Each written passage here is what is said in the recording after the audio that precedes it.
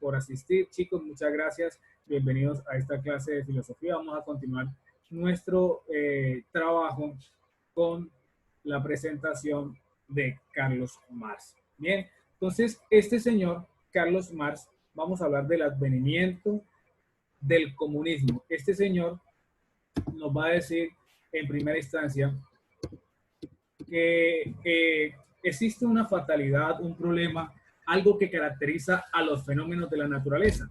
¿Qué caracteriza o qué es fatal para estos fenómenos de la naturaleza? Bueno, lo que es fatal para los fenómenos de la naturaleza es la producción capitalista, ¿sí? El capital, quien tiene el poder, quien tiene los recursos, somete a la otra persona, ¿sí? Sin importarle sus consecuencias, sin importarle sus necesidades. Esta producción capitalista va a engendrar, es decir, va a crear su propia negatividad, su propia negación.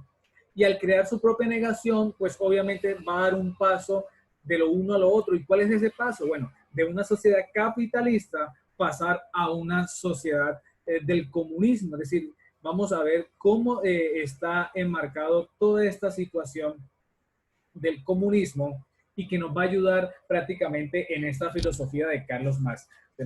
Recordemos que la filosofía de Marx, ¿sí?, es una filosofía política que busca una praxis de la revolución, una praxis revolucionaria. Y el ideal o el objetivo ideal que tiene Carlos Marx es crear una sociedad, ¿cierto? Una sociedad que sea de hombres iguales, ¿sí? ¿Cierto? Y de hombres libres. Entonces, vamos ahora a mirar por qué es importante este paso, ¿sí? ¿Qué sucede con este paso? ¿Sí? Este paso se va a ver enmarcado en tres aspectos. Primero, no tiene nada que ver, ¿cierto?, con discursos morales, nada que ver con prédicas, argumentos, mensajes moralizantes, morales. ¿Por qué? Porque no sirven para nada en este paso. Es decir, del capitalismo al comunismo, lo moral no tiene nada que ver. Obviamente, en la segunda idea nos va a decir que la clase obrera tampoco tiene que ver con que ellos se creen un ideal. No, no es necesario. No tienen que llevar ningún ideal, para nada. Y la tercera, pues obviamente que se va a pasar del capitalismo al comunismo, pues obviamente la sociedad privada se va a acabar, no van a existir las clases, no va a existir división del trabajo, no va a existir alienación, es decir, ese desprendimiento de su ser o de su esencia para entregárselo al trabajo. Y obviamente no va a haber lo que se conoce como el Estado. ¿Qué es el Estado? Según Marx, a partir de esa filosofía que él está desarrollando después de esa filosofía o de ese acontecimiento de la revolución industrial, bueno, el Estado es la forma de organización, ¿sí?, que dan, ¿cierto?, por necesidad o se dan por la necesidad de los burgueses. Es decir, los propios burgueses son los que tienen la capacidad, ¿sí?, la capacidad de crear sus propios, su propia, digámoslo así, su propia propiedad y obviamente sus propios intereses. Ese es el Estado, solamente va a beneficiar a la burguesía.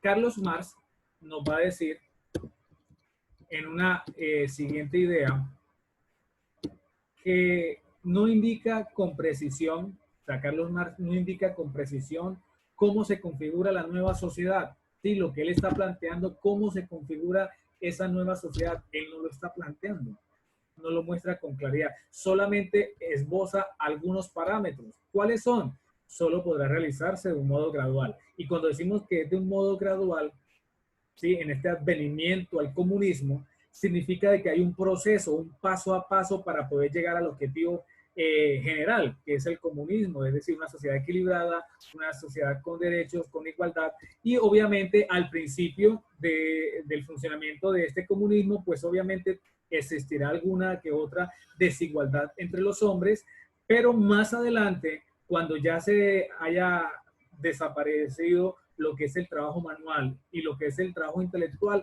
va a surgir, ¿cierto?, como elemento primordial del que el trabajo no sea entendido como una necesidad, que el trabajo sea entendido como una necesidad y no como un medio de vida, ¿sí?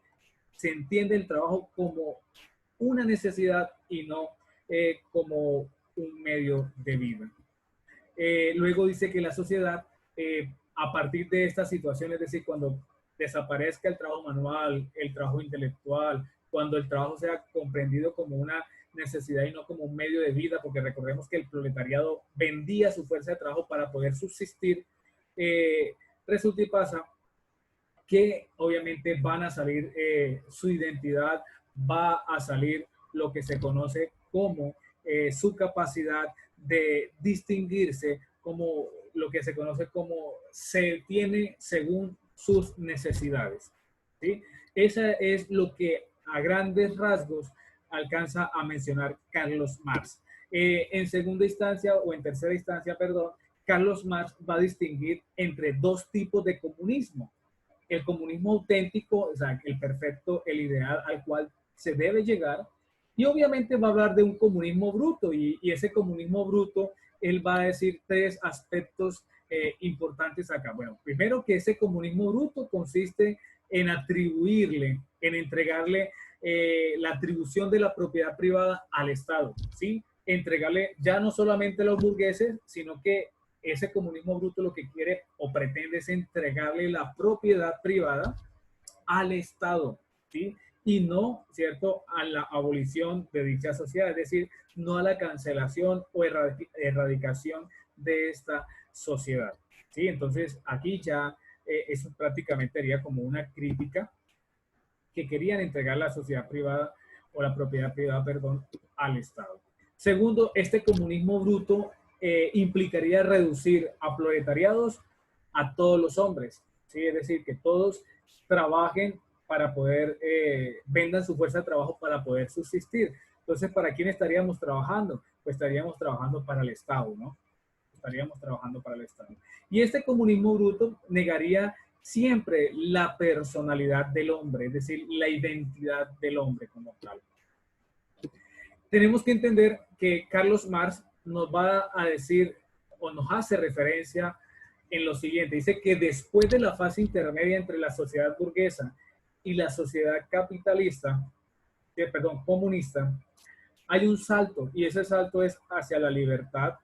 Entonces, lo que sucede con la vieja burguesía, ¿cierto?, es acabar con estas clases, acabar con las oposiciones, que son los antagonismos, y obviamente va a ser sustituida por una asociación, y esa asociación es libre en cuanto a su capacidad, en cuanto a su desarrollo, y obviamente va a tener unas condiciones de libertad, no solamente para uno, sino que va a tener unas condiciones de libertad para todos, que es lo que le apuesta el comunismo, el común.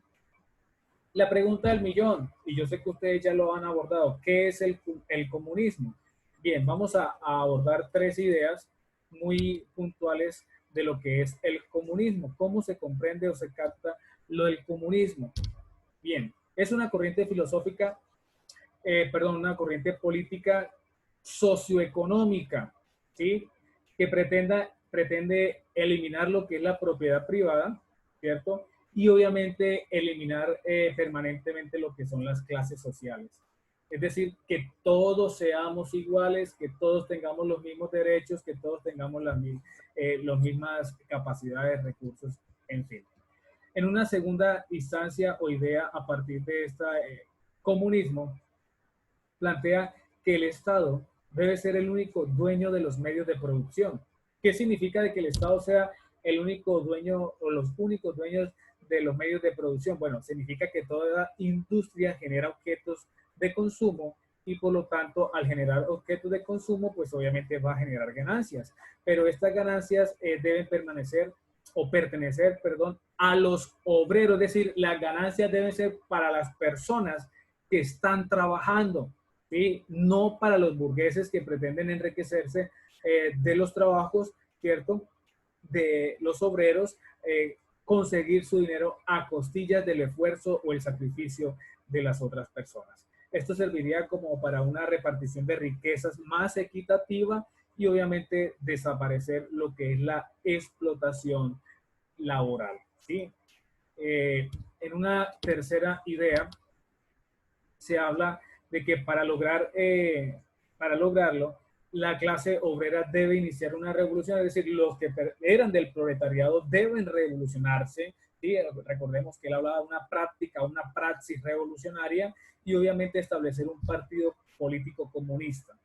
Y este partido comunista es el que va a regir el Estado, pero lo último, el Estado, cuando ya todo llegue, que no existen las clases sociales, pues obviamente el Estado va a ir desapareciendo y es hacia lo que él le apunta Carlos Marx con sus pinceladas a lo que es el comunismo. Bien, Carlos Marx, ya para ir terminando este aspecto, es importante hacer la aclaración entre lo que él llama estructura.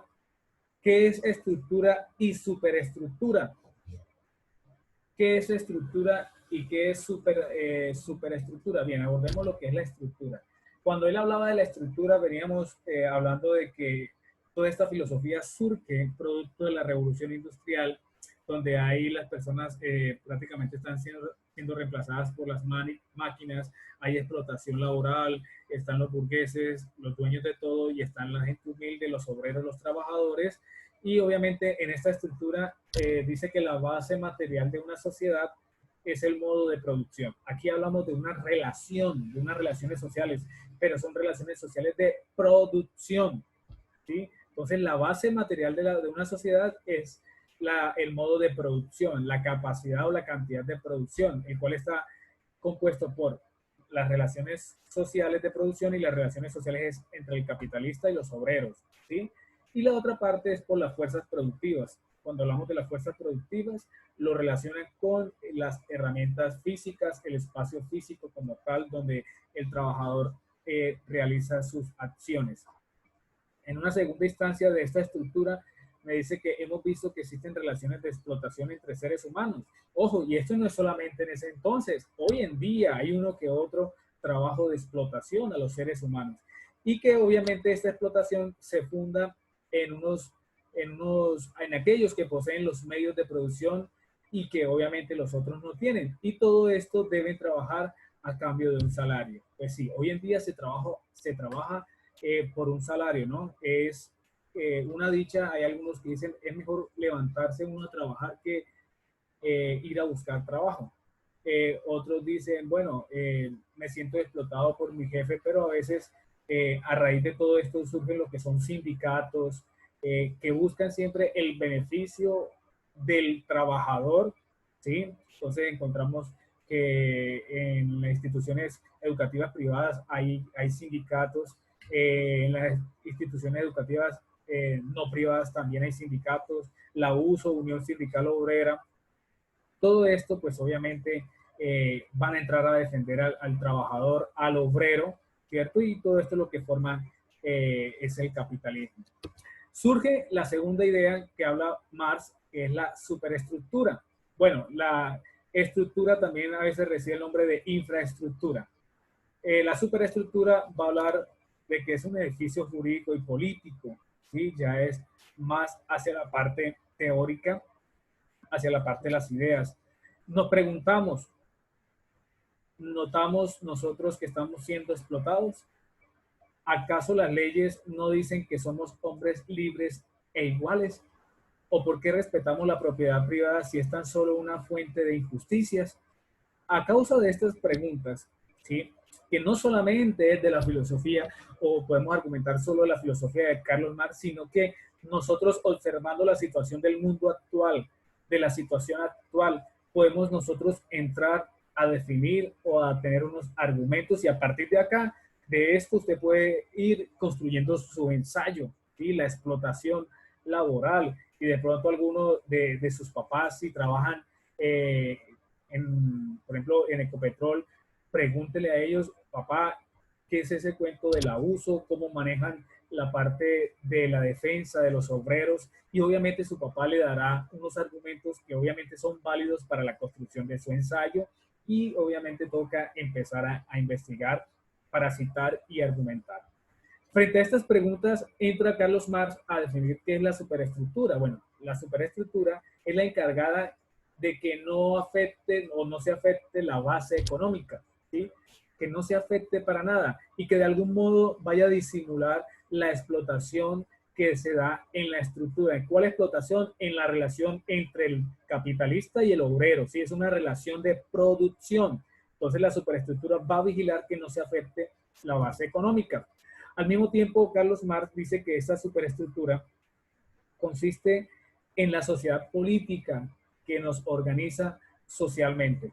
Entonces, cuando decimos que es la sociedad política que nos organiza, como es una organización, y cuando decimos que es una organización es porque tiene un orden, tiene unos parámetros establecidos que rigen su conducta. Entonces, aquí encontramos ese orden socialmente, tales como el Estado, las instituciones, las leyes, la policía, el ejército, la educación, entre otros, ¿sí? Es decir, organizaciones sociales que obviamente rigen o tienen una conducta política, unos organismos, y luego dice que hay otros marxistas que van a agregar a esta sociedad política lo que es la sociedad civil. Una cosa es la sociedad política y otra cosa es la sociedad civil, y cuando hablamos de la sociedad civil estamos hablando de la ideología, las ideas, las tradiciones, las costumbres, la iglesia, ¿sí? Recordemos que Carlos Marx habla de la iglesia, ¿sí? Que, de la religión, y que la religión es el opio del pueblo, y ya habíamos dicho nosotros que decir que la religión es el opio del pueblo es prácticamente que la religión nos está dominando, que la religión nos está ofreciendo algo diferente a lo que verdaderamente es lo real. ¿Sí? Entonces, teniendo claro qué era el advenimiento del comunismo, teniendo claro qué es el comunismo, teniendo claro qué es la estructura y la superestructura, nosotros podemos llegar en este momento a una síntesis, ¿sí? Esta síntesis es la siguiente de Carlos Marx. Bien, la primera nos habla de un ambiente. Ya habíamos dicho que veníamos de esta revolución industrial, que es una revolución de proletaria socialista, es decir, del pueblo que se usa las armas, que se las ofrece la misma burguesía, que es el que empuña las armas, como decíamos en las videoclases anteriores, es la que se va a encargar de hacer revolución. Hay un ascenso económico de la burguesía, claro, a mayor capital, obviamente mayor esfuerzo de los trabajadores y menor ingreso para ellos. Surge lo que es la dialéctica, una contraposición social de la sociedad civil y de la sociedad del Estado. Hay unas contradicciones internas, dinámicas, es decir, que están cambiando a partir de argumentos. Hay una realidad diversa, alienada, es decir, el despojo, ¿sí? Que existe en el hombre de su esencia para entregarse al trabajo, solamente se transforma por la praxis. Y cuando hablamos de praxis es la práctica revolucionaria. Hablamos de una economía política, hace una crítica a la biología, hay unos modos de producción, infraestructura o estructura, como veíamos ahorita en la diapositiva anterior, superestructura, es decir, la encargada de manejar la base económica, y el paso de este materialismo histórico, es decir, la lucha de clases que tiende a acabarse, la dictadura del proletariado, es decir, todos los hombres a una sociedad libre, justa e igualitaria, una sociedad comunista, ¿sí? Cuando decimos una sociedad comunista es que no exista el maltrato, la explotación laboral, y obviamente cuando hablamos de un humanismo, es decir, el ser humano a lo largo de la vida histórica de la filosofía. Bien, esto es una síntesis, algo muy puntual de la filosofía general de Carlos Marx. Ya para terminar, quiero comentarles que en su guía de estudio aparece esta imagen que nos va a hablar de la revolución industrial. Voy a ser muy puntual con esta información. Un proceso, esta revolución industrial es un proceso ocurrido en la Gran Bretaña entre los años de 1730 y 1850 en cuanto a una transformación económica, agrícola, comercial, porque está de la mano de la industrialización, de las máquinas, de todo lo que tiene que ver con esas transformaciones políticas, demográficas, de la agricultura. Vamos a tocar 4 aspectos muy puntuales de esta revolución industrial. Una revolución tecnológica, una revolución agraria, una revolución de los transportes y una revolución demográfica. En cuanto a la revolución tecnológica, bueno, aparece lo que es la máquina a vapor, y esta máquina de vapor se utilizaba para extraer carbón barato y en abundancia. Se aplicaba también en lo que es la minería, en la parte textil, en cuanto a las industrias.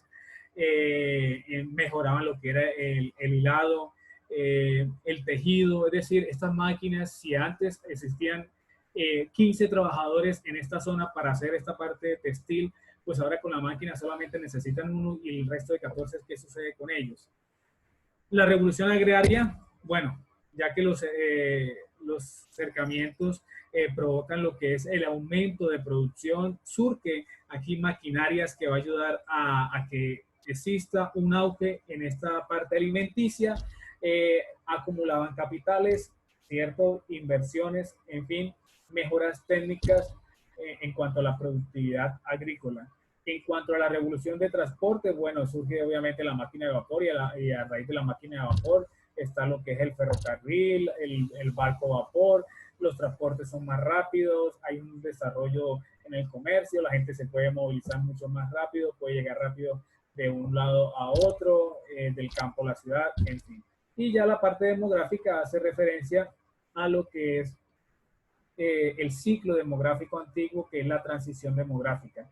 Es decir, bajar la mortalidad, el crecimiento demográfico, la cantidad de personas, si hay uno de ellos emigraron de un lado para otro, del campo a la ciudad, de la ciudad al campo, viajaron o emigraron ya desde la parte marítima, en fin. Esta es la filosofía que nos plantea Carlos Marx. Bien, entonces es muy importante